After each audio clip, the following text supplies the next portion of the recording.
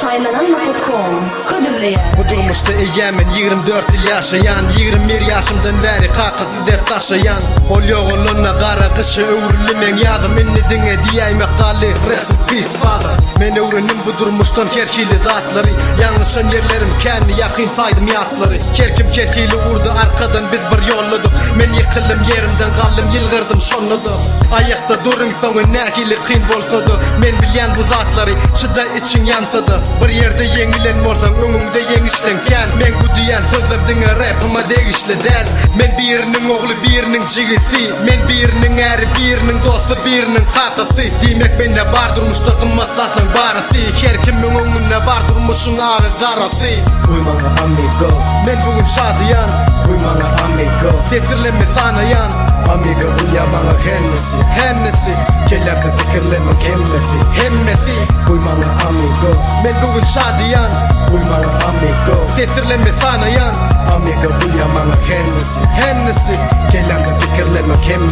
Hemmesi Men bilyen aklı zadı yitirivem bilyen Ölüme az görmedim Hudaya şükür diyen Belki özüm ölürüm Göremok men önümü Meneyem bir gezek ölüm kapısını ölümün Herkili zatlar var Yigrenme bu durmuşu Özün pes olsan yanarsın Durmuşun urgusu Yengip bol yakın günleri Yengenlere bar seyret Hemezat güttüne ananmak gerek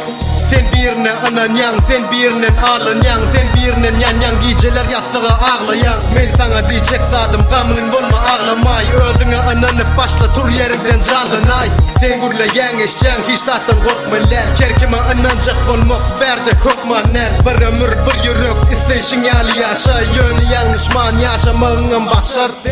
Uymana amigo, Men bugün şadiyan uymana amigo, Setirleme sana yan amigo uya bana Hennesi Kellerde fikirleme Hemmesi Uymana amigo, Men bugün şadiyan uymana amigo, Setirleme sana yan amigo uya bana Hennesi Kellerde fikirleme Şaylananma.com Birinci ekskluziv Inferno Records.